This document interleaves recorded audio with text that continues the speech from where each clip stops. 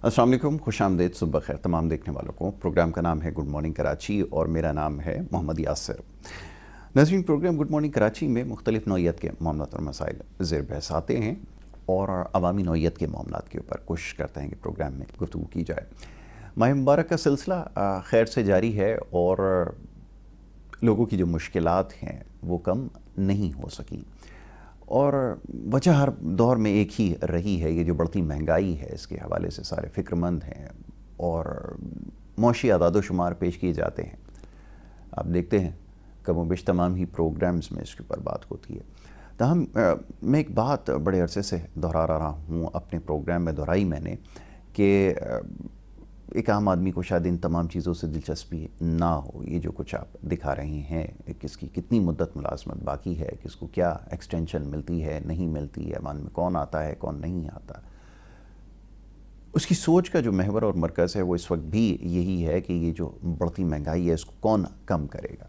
अब उसकी मिसाल ऐसे है कि सिंध के अंदर ही, क्योंकि हम यहाँ पर रहते हैं, महंगाई को कम करने के लिए हमेशा दावे किए जाते हैं। इस दफ़ा अल्हम्दुलिल्लाह वो दावे भी नहीं किए गए। जो नई एडमिनिस्ट्रेशन आई है, नई तो उसको नहीं कहा जा सकता, ये पाकिस्तान पीपल्स पार्टी की हुकूमत एक दफ़ा फिर आई है, कहीं किसी जगह पर ये स्टेटमेंट नहीं आई कि इस महंगाई को कम करने के लिए कुछ इक़दाम किए जाएंगे। और बिल्कुल वैसा ही हुआ। मुख्तलिफ़ अथॉरिटीज़ यहाँ पर, बल्कि दर्जनों अथॉरिटीज़ मौजूद हैं, DCs और ना जाने क्या क्या यहाँ पर सिलसिले मौजूद हैं।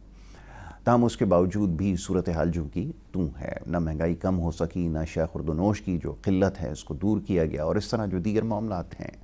तो ये साल साल सिलसिला चला आ रहा है और इस वक्त भी ये सिलसिला जारी है। तो एक आम आदमी का जो मसला है, जो उसकी सोच का महवर और मरकज़ है, वो यही चंद बुनियादी मसाइल रहेगा और बाकी मानदा मसाइल तो साल साल क्योंकि चलते आ रहे हैं। सड़कों का ना होना, सीवरेज की टूटी हुई लाइनें और इस तरह दीगर मामलात, तो वो भी सबके सामने। उसके तो मेरे ख्याल में अब शहर कराची के बिलखुसूस रहने वाले लोग इस हद तक आदी हो चुके हैं कि अब वो सवाल भी नहीं करते इस हवाले से। पहले तो काफ़ी सवालात इस हवाले से भी आ जाया करते थे कि टूटी हुई सड़कों की मरम्मत के लिए कुछ कीजिए, कोई शिकायत दर्ज करवाएं और इस तरह की बात हुआ करती थी। ताम अब वो भी सिलसिला अल्हम्दुलिल्लाह अब ख़त्म हो चुका है, क्योंकि लोगों का भी उम्मीद हो चुकी है, बल्कि यकीन हो चुका है, उम्मीद तो नहीं कहा जा सकता, यकीन हो चला है कि जितने भी इदारे और अथॉरिटीज़ यहाँ पर मौजूद हैं ये किसी मसरफ़ की नहीं है, ना ये कोई काम कर सकती हैं। बहरहाल तल्ख़ बात है, ताहम ये सुनना ज़रूरी है। और इसके साथ साथ जो दीगर सियासी मामलात हैं उसके ऊपर भी प्रोग्राम्स में गुफ्तगू होती आई है और आज भी वो सिलसिला जारी रहेगा। मौजूद मेहमान तशरीफ़ फरमाएँ, उन्हें खुशामदीद कहूँगा और उसके बाद फिर इस गुफ्तगू के सिलसिले को आगे बढ़ाऊँगा। सबसे पहले जो मौजूद मेहमान हैं जावेद सिद्दीकी साहब, पाकिस्तान तहरीक इंसाफ से आपकी वाबस्तगी है, यहाँ पर हमारे साथ मौजूद हैं, उनको मैं खुशामदीद कहता हूँ। बहुत शुक्रिया आपका, बड़ी नवाजिश जनाब जावेद साहब प्रोग्राम में हमें वक्त देने के लिए। उनके हमरा तशरीफ़ फरमाएँ हमारे बहुत ही मोहतरम सीनियर तज्ज़ियाकार हैं जनाब सैयद उबैद शाह, और इससे पहले भी हमारे साथ प्रोग्राम्स में आप उन्हें देख चुके हैं, बड़ी खुलकर गुफ्तगू करते हैं, बड़े साफ अल्फाज में। आज सुबह के वक्त मधु का रखा है, उनको मैं खुशामदीद कहता हूँ। शाह साहब बहुत शुक्रिया, बड़ी नवाजिश आपके प्रोग्राम में वक्त देने के लिए। जावेद साहब, सियासी मामलात के ऊपर गुफ्तगू की जाए और अब क्या कहा जाए, अब आपकी सियासी जमात के हवाले से अगर कोई सवाल किया जाए तो यकीनन वो बड़ा सख्त होगा, आपके गिरा गुजरेगा और बड़ा मुश्किल होगा उसका जवाब देना। तमाम सवाल यही है कि ये जो मामलात इस वक्त चल रहे हैं इसमें क्या फ़ैसला किया गया है कि अफ़ाम व तफ़हीम के ज़रिए मामलात को हल किया जाएगा, वफाक के साथ कोई हम आहंगी रखी जाएगी, या मैं ना मानूँ वाली जो बात है। और अक्सर आपके जो सियासी रहनुमाएँ उनके बयान देख रहा हूँ, उनके रवैये देख रहा हूँ, तो मैं सोचने पर मजबूर हूँ कि ये सब कुछ हो जाने के बाद भी सियासत में तब्दीली क्यों नहीं आई। और अब ये सवाल हो रहा है कि जिस किस्म के फ़ैसले हो रहे हैं, एक शख्स आपके हक़ में बयान देता है, अगले रोज़ आपकी मुखालफत में खड़ा हो जाता है, ये क्या पॉलिसी है, ये कौन पार्टी के फ़ैसले कर रहा है? क्या ऐसे ही समझा जाए कि बेसर व सामा है और कोई फ़ैसले करने वाला नहीं है, सब उस फैसले करने में आज़ाद हैं? ये सिलसिला आखिर है क्या, ज़रा फरमाइएगा जी। बिस्मिल्लाहिर्रहमानिर्रहीम। ये जो मौज़ूई गुफ्तगू है, ये आपको अंदाज़ा है कि तकरीबन एक तवील अरसे से जो चीज़ें चल रही हैं जी, और जिस तरीके से PTI के लिए ख़ास तौर पे, और जिस तरह उसको पाबंद सलासल उनके लीडरशिप को किया गया, फिर किस तरह प्रेशराइज करके बहुत से लोगों को दूसरी पार्टियों में इस्तेकाम पार्टी, नून लीग और पीपल्स पार्टी में भेजा गया, और फिर उसके बाद बहुत से जो वहाँ नहीं गए उन्हें वो सियासत से किनारा कशी उन्होंने इख्तियार कर ली, चाहे वक्ती तौर पे की हो, क्योंकि ये सब हालात के ज़िम्रे में आते हैं सारी चीज़ें। देखें, सियासी पार्टियां होती हैं, सियासी फैसले करती हैं और बहुत सारी चीज़ें होती हैं, कुछ उसमें गलतियां भी होती हैं, लेकिन पीटीआई के साथ जिस तरह हुआ है वो एक अलग ही नौइयत के मामलात हैं और उसको एक साजिश के तहत उसमें एक तोड़ फोड़ पैदा करने की कोशिश की गई। और आप जैसे देखते हैं कि हमारी जो आवाम है उसने एक अरसे के बाद एक भारी मैंडेट एक पार्टी को दिया और उन हालात में दिया कि जब उसके, जैसे भी आपने कहा कि लीडरशिप और दूसरी चीज़ें, लेकिन उसके बावजूद निशान भी ना होना, तो इससे ये जाहिर होता है कि आवाम का एतमाद इस वक्त भी अगर किसी पे है तो वो इमरान खान और पीटीआई पे है। लेकिन क्योंकि अब आप देख रहे हैं कि एक निज़ाम अरसे दराज से चल रहा है, जो एक इस्तेहसाली निज़ाम, मेरा ख्याल है अगर आप इसकी तारीख देखें तो 71 के बाद से शुरुआत हुई थी और उसके बाद जो जिस तरह सिलसिला पसंद और नापसंद का चलता रहा, तो बीच में कुछ लोग आए, उन्होंने बेहतर करने की कोशिश की लेकिन उनको साइड कर दिया गया। और जाहिर सी बात है हर एक के इतने बर्दाश्त नहीं होती, इतने मामलात वो फेस नहीं कर सकता। लेकिन क्योंकि ख़ास साहब पहले भी आपको पता है एक खिलाड़ी थे और उनके बारे में आपने सुना था जब क्रिकेट में जब वो थे तो उस वक्त भी वो अपने फैसले खुद करते थे, मतलब बोर्ड के फैसलों से भी इख्तलाफ करते थे वो, नहीं सुनते ही नहीं थे बोर्ड की, तो हाँ चले सुनते ही नहीं थे और उसकी फिर जिम्मेदारी भी जो थी वो भी लेते थे। बिल्कुल सही। और फिर आप देखेंगे जब से क्रिकेट की तारीख चल रही है उससे पाकिस्तान ने एक दफ़ा वर्ल्ड कप जीता और एक दफ़ा T20 जीता था। जो सरफराज और पहला जो जीता था वो खास साहब के उसमें जीता था।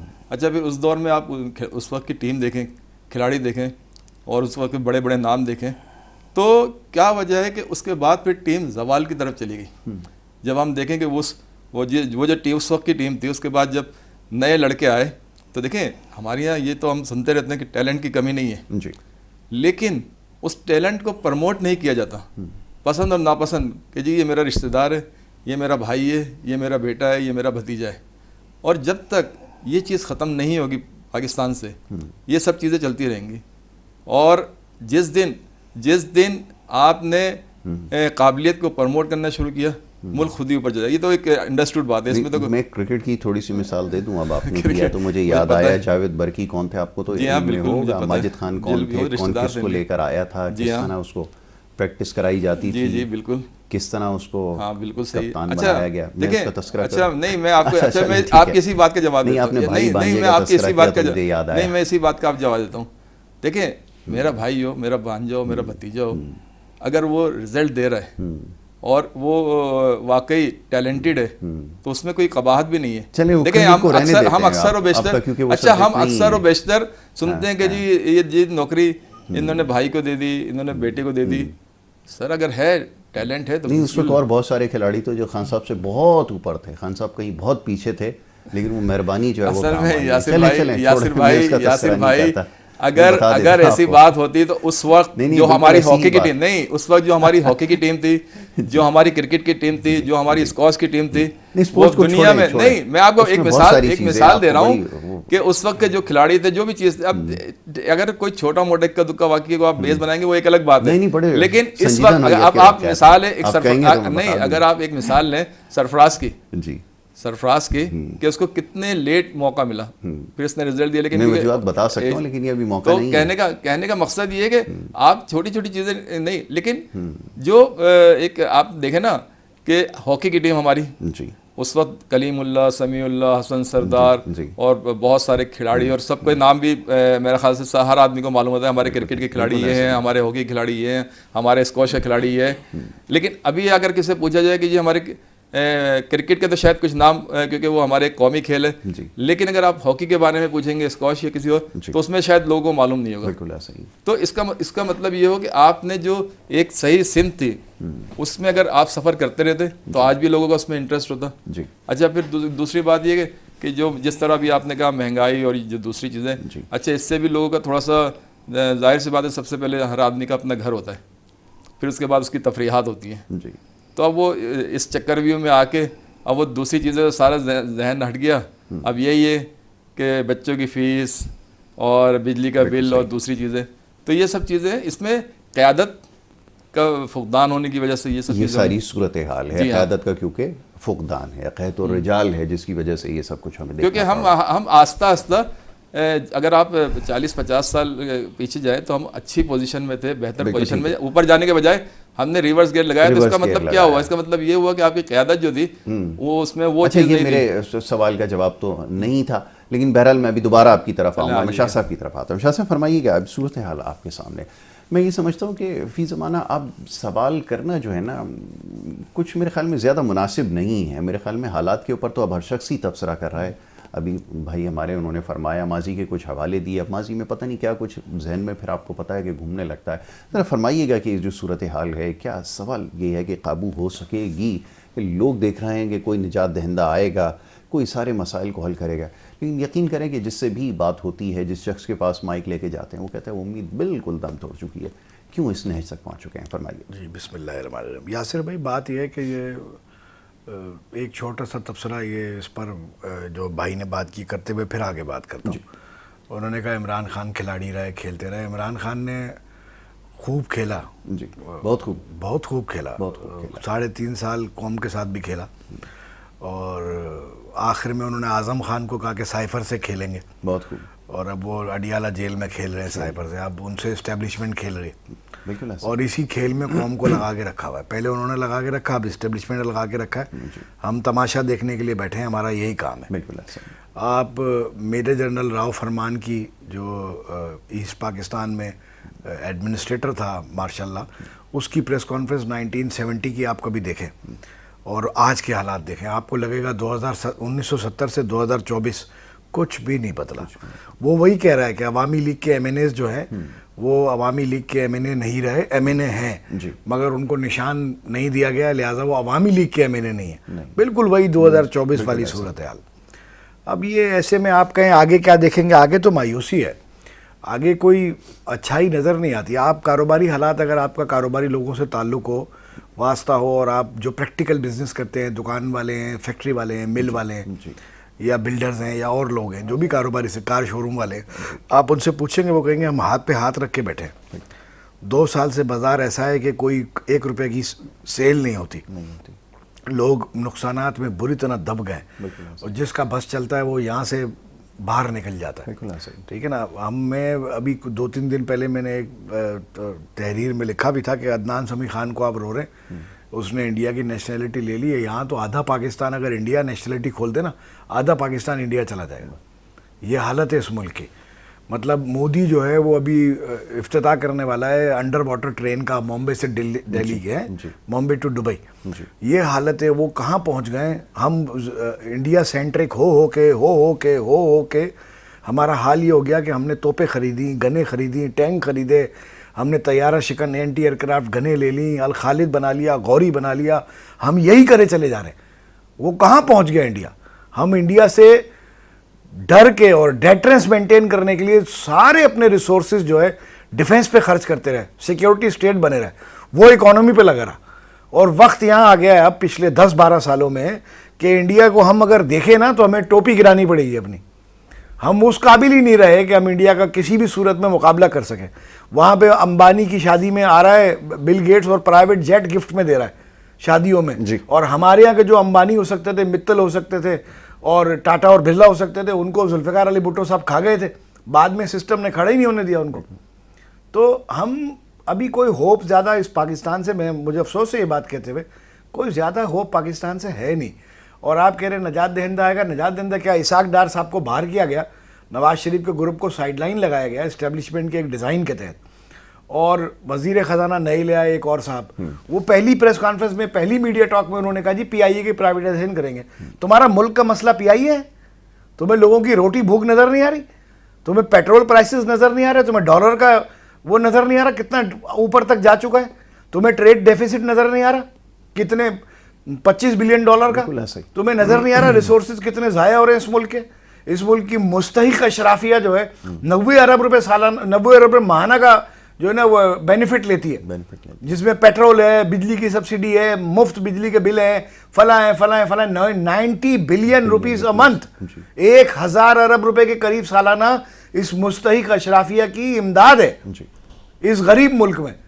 इस मुल्क में अगर बोझ है इस खजाने पे, ये बात करता ना बहुत अच्छा लगता कि अगर खजाने पे बोझ है, खजाने पे तकलीफ है, लोगों को उठाना है ये बोझ, तो भाई आप मेहरबानी करके ये मुस्तहिक अशराफियत ये मुल्क का हिस्सा नहीं है क्या? इनकी गाड़ियां नहीं छोटी हो सकती, इनकी जो है पेट्रोल नहीं कम हो सकते, ये बिजली के बिल खुद नहीं भर सकते।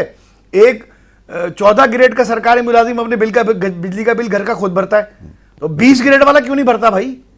उसकी तो तनख्वाह 4 गुना ज्यादा है उससे, है? एक आम गरीब आदमी ठेले वाला अपना बिजली का बिल भरता है घर का, तो 22 ग्रेड का अफसर नहीं भर सकता, उसको क्यों माफ है? आप मुझे बताएं। और ये मिनिस्टर्स, एमएनएस, पार्लियामेंटेरियंस, सेनेटर्स, इनको क्यों यूनिट माफ है? इनको क्यों फ्री ट्रेवल है? इनके क्यों सब्सिडाइज? 1.5 रुपए की रोटी मिलती है, इनको क्यों मिलती है भाई? गरीब से गरीब आदमी इस मुल्क में भर रहा है, 10 रुपए का दही लेता है तो टैक्स भरता है, तो तुम कौन हो जो तुम नहीं भरोगे? मुल्क को जरूरत है, परेशानी है, तकलीफ है, तो भाई तुम सेक्रीफाइस करो ना पहले, तुम्हारा कुछ कम हो ना। दफ्तरों में एयर कंडीशन छोड़ के चलता हुआ चले जाते हो, बाद में मुलाजिम बंद करे नहीं बंद करे तुम्हारे बाप का माल है।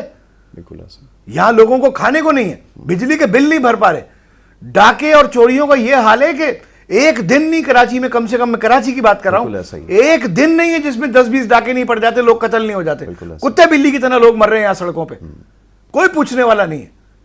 15 पे फोन करो तो 1.5 घंटे बाद वो आते हैं जी। ये हाल है। पुलिस की मोबाइल आधे किलोमीटर के फासले पे खड़ी होती है, मुंह मोड़ लेती है, वो कहते हैं इनके पास जदीद हथियार है, हमारे पास तो है ही कुछ नहीं। और पुलिस वाले ऐसे जो डाके मार रहे हैं, हथियार किराए पे दे रहे हैं जी, बताइए। डीएसपी डाके मार रहे हैं, एक वक्त आएगा डीआईजी डाकों में इन्वॉल्व निकलेंगे, रेंजर्स के कर्नल निकलेंगे, आखिर में ये वक्त आएगा। हम तो घिसते चले जा रहे हैं, अच्छाई किस बात की? जो आता है वो उसके अपने मसले होते हैं, उसको अपना चूरन बेचना होता है। वजीर खजाना कह रहे हैं पीआईए की निचकारी करेंगे, ये जी हमारा काम इदारे चलाना नहीं है, हमारा काम पॉलिसी बनाना है। और पहला मसला ही आपका ये है क्या? बताएं। सिर्फ आप एक काम करें, 11 करोड़ रुपए का रोज रेलवे नुकसान करती है जी। रेलवे को नुकसान किसने पहुंचा है? रेलवे का सारा कार्गो बिजनेस एनएलसी ने ले लिया जी, बेकार कर दिया रेलवे को। कौन इस मुल्क का दुश्मन, कौन हमदर्द है, किसको ढूंढे? नहीं चलने वाला ये, मेरा अपना ख्याल है ये नहीं चलने वाला, ज्यादा अरसे की बात ही नहीं है ये, मुकम्मल नाउमीद। अभी 1 अरब 10 हमारे पास ये खुशखबरी होती है, 1 अरब 10 करोड़ डॉलर का आखिरी किस्त एग्री कर लिया आईएमएफ ने। उधर 7.5 अरब डॉलर का एक नया प्रोग्राम हम लेने जा रहे हैं 4 साल का, बड़े उधर इंडिया से 100 अरब डॉलर का मुआहिदा कर लिया यूरोपीय यूनियन ने, $100 बिलियन इन्वेस्टमेंट का। 75 अरब डॉलर जाके शेख मोहम्मद बिन सुलमान ने जो है वहां जाके एग्रीमेंट किया कि हम इन्वेस्टमेंट करेंगे। हम 1 अरब डॉलर के लिए रोते फिर रहे हैं। 16 ट्रिलियन रुपीस पड़े हुए ये आर्मी वेलफेयर फाउंडेशन के पास सरप्लस। आप सोच सकते हैं वो किसके हैं, किस लिए हैं रखे हुए, जब 1 अरब डॉलर रोते फिरना। आपकी बिजनेस एम्पायर कमा रही है, कमा के सरप्लस में रख रही है, मुल्क जाके वहां से पैसे मांग रहे हैं।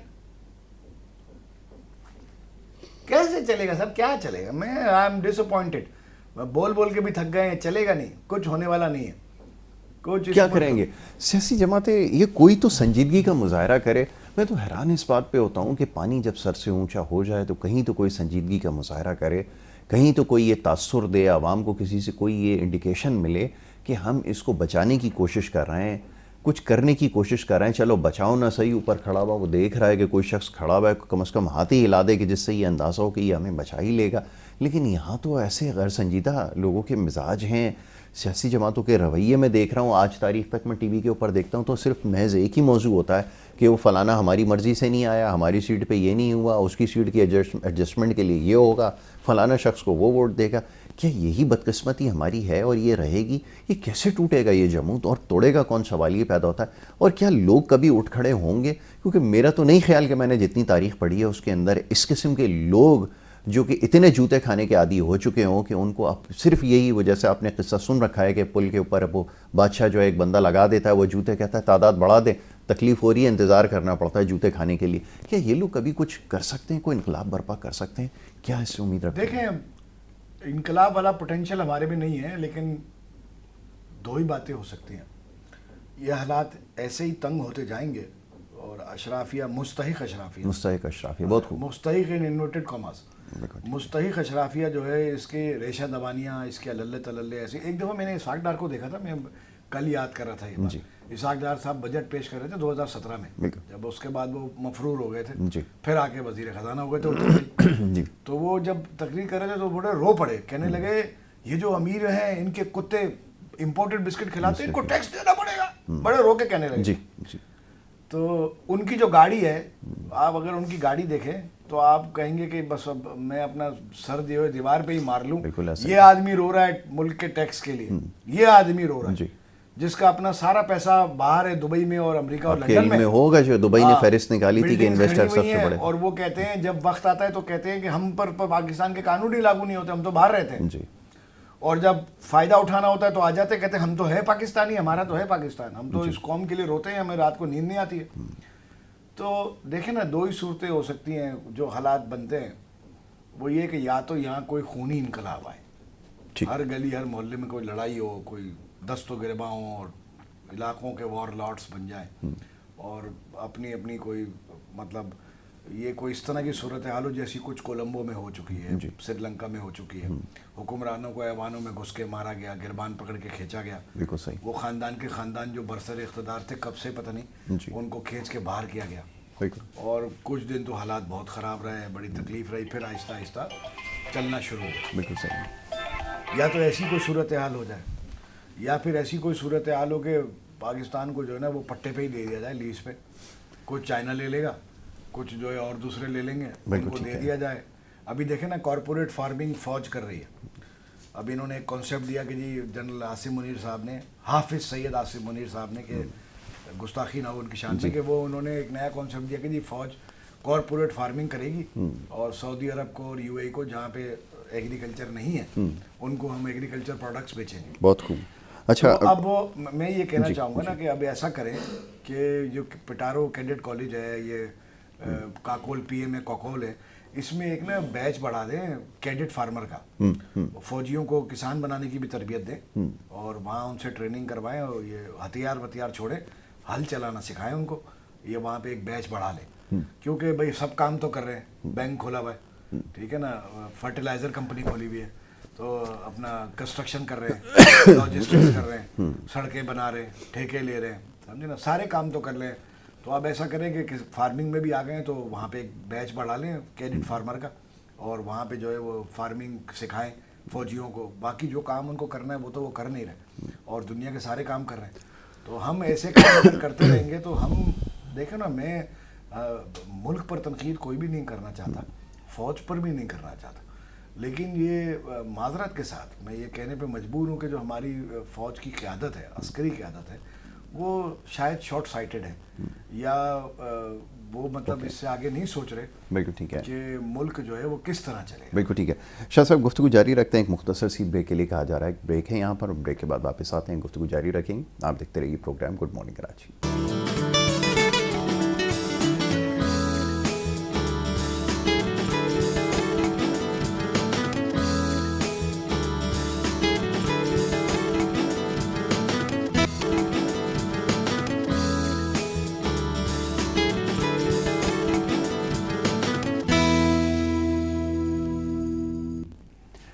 वेलकम बैक जी, एक दफ़ा फिर आपको खुशामदीद कहेंगे, और ब्रेक पे जाने से पहले गुफ्तगू जारी थी, मौजूद मेहमान तशरीफ़ फरमाएँ। बात हो रही थी मुल्क की सियासी सूरत हाल के हवाले से, और इसके साथ साथ मौशी सूरत हाल के ऊपर भी बात हुई।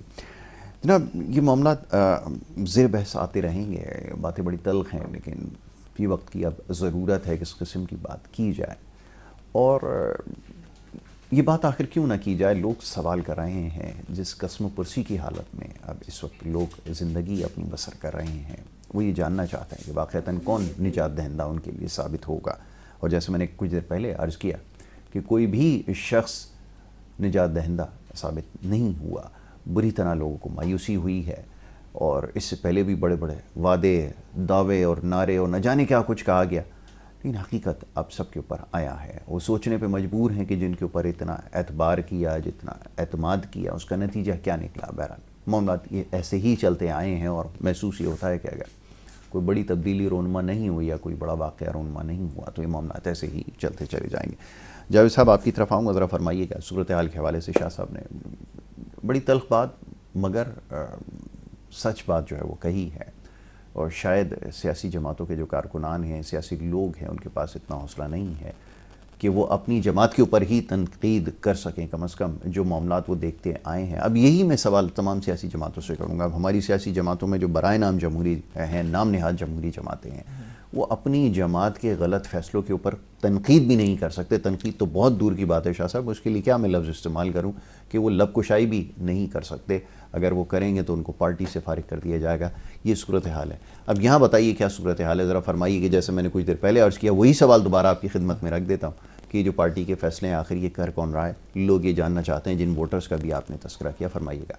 देखें, अभी शाह साहब ने बड़ा तफसीली गुफ्तगू की और इसमें बहुत सारी बातें बिल्कुल सही है जो तकरीबन मेरे ख़्याल से अब हर पाकिस्तानी उससे वाकिफ़ है कि मामलात क्या हैं, किस तरह ख़राब हैं, क्या हो सकता है। तो इसके लिए आप अगर आप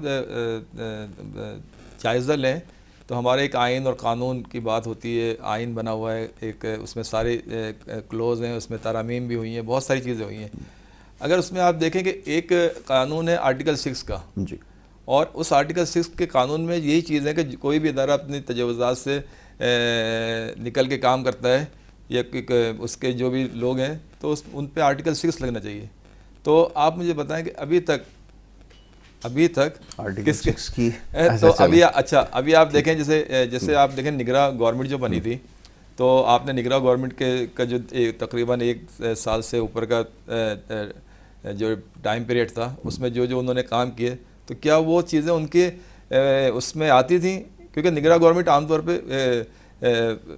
इलेक्शन के लिए बनाई जाती थी। लेकिन अब आप ये देखें कि इस निज़ाम में अब ये जैसे अब इन्होंने खैर बहुत ही मायूसी वाली बात कर दी, लेकिन मैं अभी मायूस नहीं हूँ, मैं अभी पुरुम्मीद हूँ। उसकी वजह है कि मैंने 2024 के इलेक्शन में जिस तरह आवाम का जोश व खरोश देखा और जिस तरह उन्होंने वोट दिया निकल के, ये काफ़ी अर्से के बाद देखा था, तो इससे मायूसी में बिल्कुल नहीं हूँ और आवाम में भी जज्बा है, जोश है।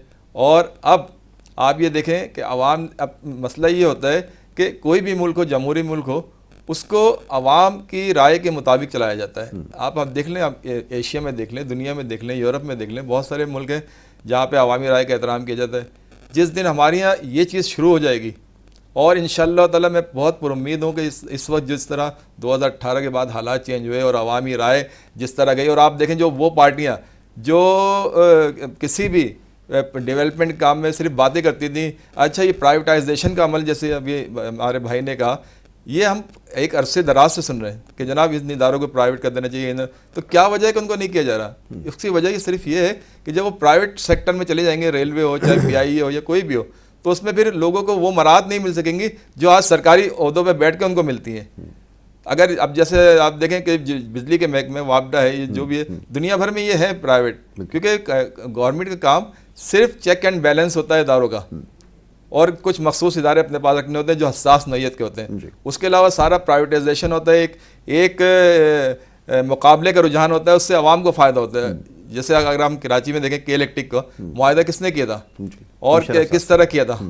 मुशर्रफ साहब के साथ सिंध गवर्नमेंट और MKM दोनों की रजामंदी थी, और उसके बाद के इलेक्ट्रिक ने कराची का क्या हाल किया आज आप देख लें। बिजली के जो मुआहदे हुए किस दौर में हुए और उसको कितना बेनिफिट मिला, क्योंकि वो सारा एक बंदर बाट थी जी। वो अवामी मफादात के लिए नहीं किए गए थे, बल्कि ठीक है जी ये मेरा जानने वाला है, आप बिजली बनाए ना बनाए आपको इतने पैसे मिलेंगे जी। तो इस तरह के लोग जब सियासत से आउट होंगे, जिसको हमने देखें बहुत सारी, आप देखें अगर आप थोड़ा सा 2013 में जाएँ या उससे पहले के इलेक्शन में जाए तो लोगों को मायूसी थी, उनको नज़र नहीं आ रहा था।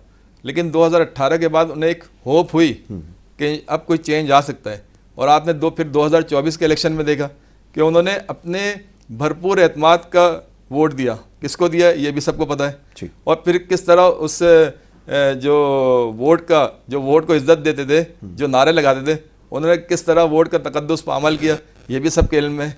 तो मकसद कहने का ये है कि अब नारे लगा के आप सियासत नहीं कर सकते, क्योंकि अब ये आवाम, ये 20-25 साल पहले PTV की आवाम नहीं है, ये सोशल मीडिया की आवाम है, ये दुनिया से कनेक्ट आवाम है, इसको दुनिया के बारे में पता है कि दुनिया में क्या हो रहा है क्या नहीं हो रहा है। अब अगर आप चाहते हैं कि मुल्क में अगर कोई बेहतरी आए तो आप अवामी फ़ैसलों का एहतराम शुरू कर दें, चाहे वो किसी के ख़िलाफ़ हो, किसी के हक़ में हो, ताकि मतलब फ़ैसले जब सही होना शुरू हो जाएंगे तो मुल्क खुद ही तरक्की करेगा। और आवाम ने जो इस तरह दफल इलेक्शन में लिया। मैं कह रहा हूँ अल्लाह करे कि हर इलेक्शन में वो इसी तरह जोश और जज्बे के साथ हिस्सा लें, और ताकि मतलब ये कि देखें अब जितनी बिगाड़ आया है हमारे मुल्क में, आ चुका है, तो उसको एकदम से तो सही नहीं किया जाता, लेकिन अगर इसी तरह एक सिस्टम चलता रहे। अब आप देखें कि बहुत सारी पार्टियां, चाहे वो पीपल्स पार्टी हो, चाहे वो नून लीग हो, चाहे वो और दूसरी जमातें हो, उनके अंदर से भी आवाज़ें आना शुरू हो गई जो पहले कभी नहीं आती थी इख्तलाफ की। इसी तरह आप इदारों में देखें, इदारों से भी आवाज़ें आना शुरू हो गई हैं। तो इसी से यही उम्मीद है और इंशाल्लाह यही चीज़ पाकिस्तान को कामयाबी की तरफ लेके जाएगी। देर सवेर हो सकती है लेकिन मायूस नहीं है, मैं तो नहीं हूँ, ना मेरी बहुत अच्छी जमात है। लेकिन मेरे सवाल का जवाब फिर भी नहीं मिला। 2 दफ़ा मैंने इनसे पूछा कि इनकी पार्टी की क्या सूरत हाल है। सर पार्टी की सूरत हाल तो बेहतर है। अगर आपने 2024 के इलेक्शन नहीं देखे उसके बाद भी आप पूछ रहे हैं।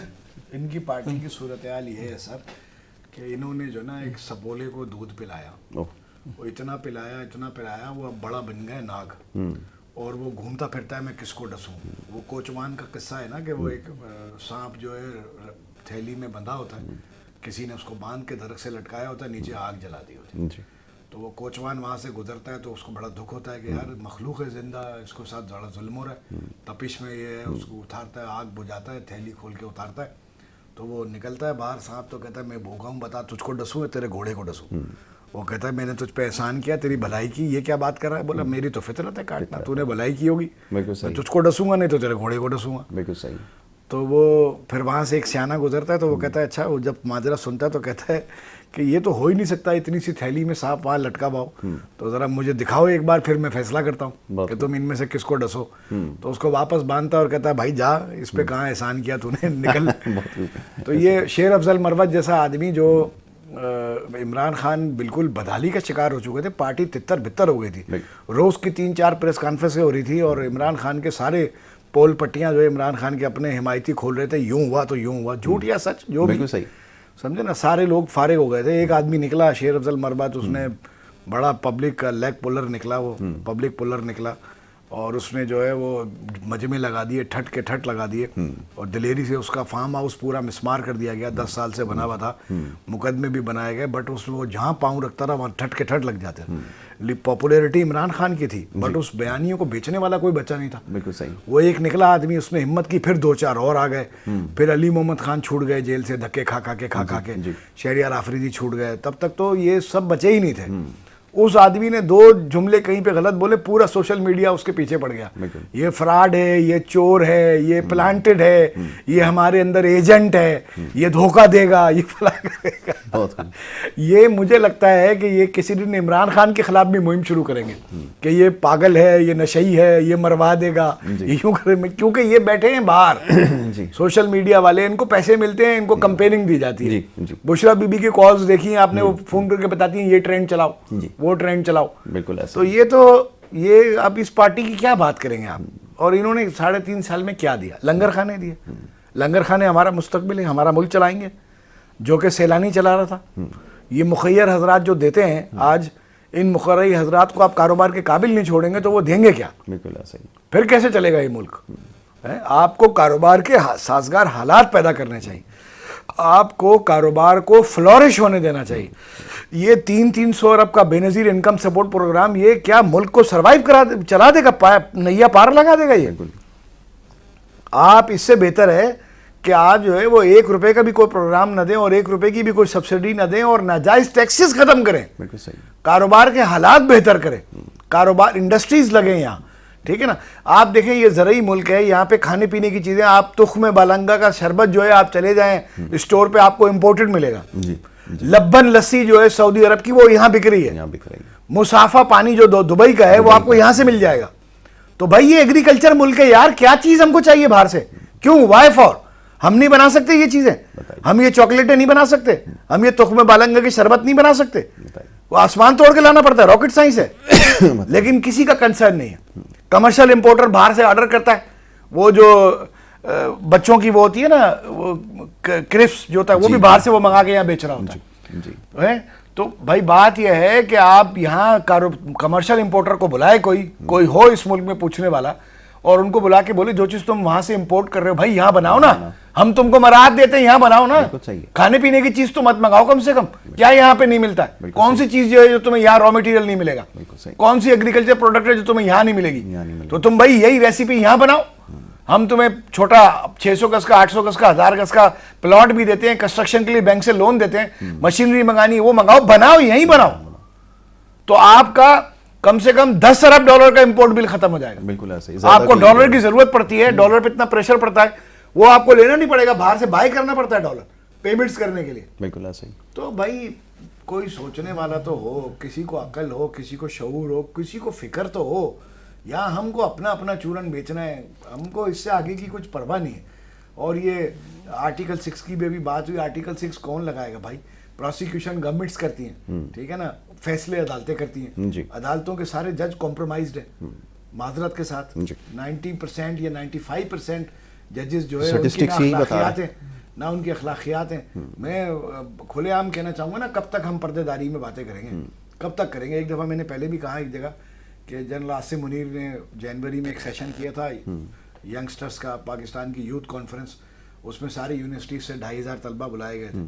वहाँ उन्होंने क्वेश्चंस किए, तो जनरल आसिम मुनीर से एक क्वेश्चन किया कि जी आप 5 साल किसी हुकूमत को चलने क्यों नहीं देते?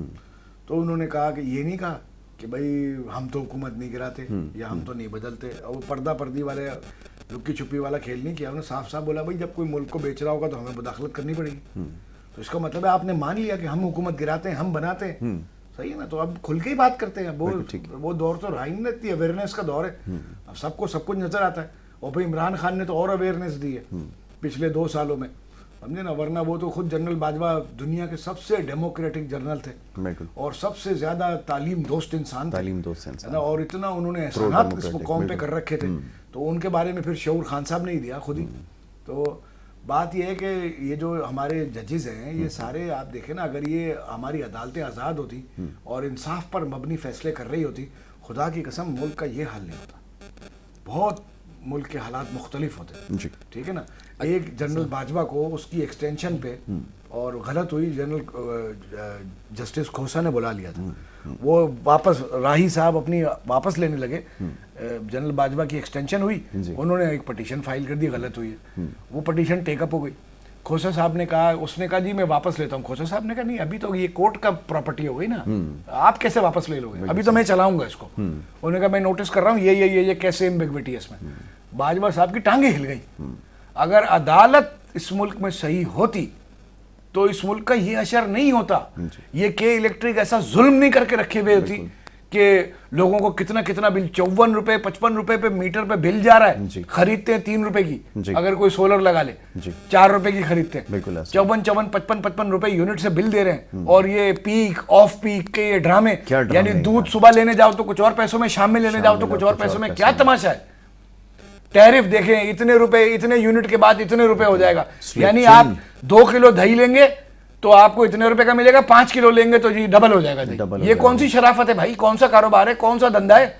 मीटर मेरे घर पे लगा हुआ, किराया भी मैं देता हूँ, यानी आपको तराजू में तोलना है, दुकान पे बैठे हुए आप कोई चीज बेचने के लिए, तो तराजू का किराया आप मुझ खरीदार से ले लेंगे, वो भाई आपका तराजू है ना, आपने तोल के देना है, आप पैसे देंगे, मैं क्यों दूंगा। बिल्कुल सही बात, कोई पूछने वाला नहीं है। हालात देखें, अमन अमान के हालात देखें, सड़कों की हालत देखें, अस्पतालों की हालत देखें, स्कूलों की हालत देखें। इस दौर में भी खुदा की कसम अंदरूनी सिंध में स्कूलों में भैंसें बनी हुई हैं, आज के दौर में भी नहीं।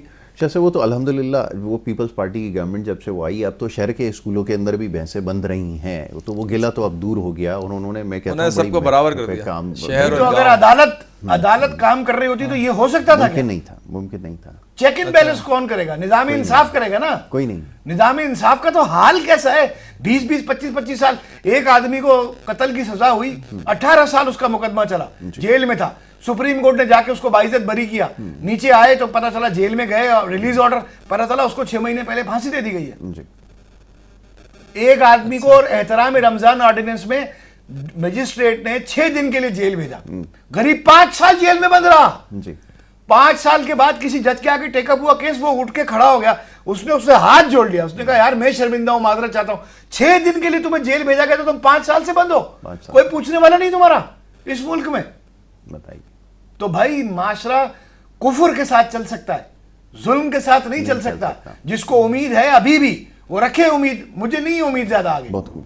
अच्छा जी अभी हमारे तज्जियाकार भाई ने बड़े अच्छी बातें की, बहुत मेरे सवाल का जवाब नहीं आया जो मैंने सर आपके सवाल का जवाब आ गया, मैं दे रहा हूँ ना, आप दूसरे मौजू की तरफ बात को मोड़ देते हैं। वो तो शाह साहब ने हालात की निशानदेही देखिए शाह साहब ने जो बातें की हैं ये नई बातें नहीं है, ये सारी बातें पुरानी हैं और ये पता नहीं कब से सोशल मीडिया पे चल रही हैं और सब चीज़ें।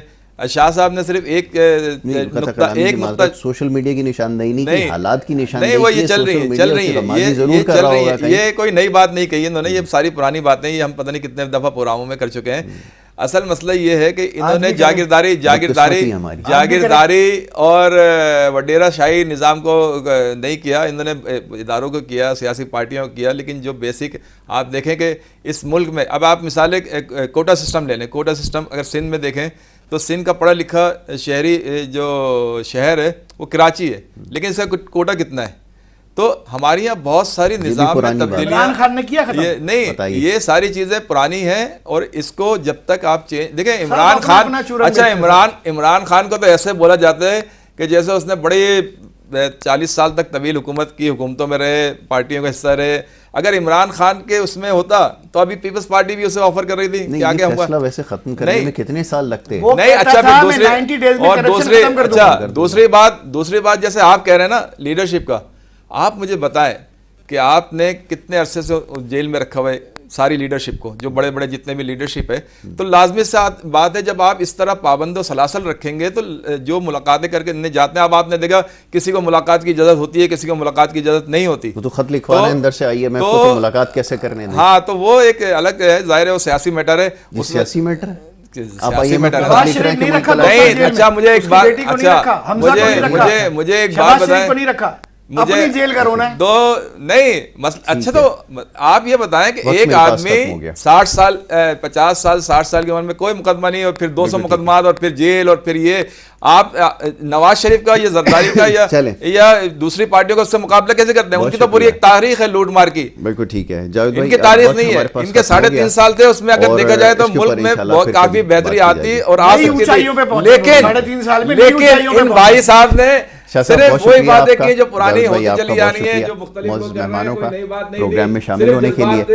और जनाब ये सिलसिला जो है गुफ्तगू का आगे भी जारी रहेगा, इंशाल्लाह मौका मिलेगा तो इस पर गुफ्तगू करेंगे। इजाजत आपसे चाहेंगे यहाँ पर एक ब्रेक के लिए, ब्रेक लेंगे, ब्रेक के बाद दूसरा सेगमेंट जारी रहेगा। आप देखते रहिए प्रोग्राम गुड मॉर्निंग कराची।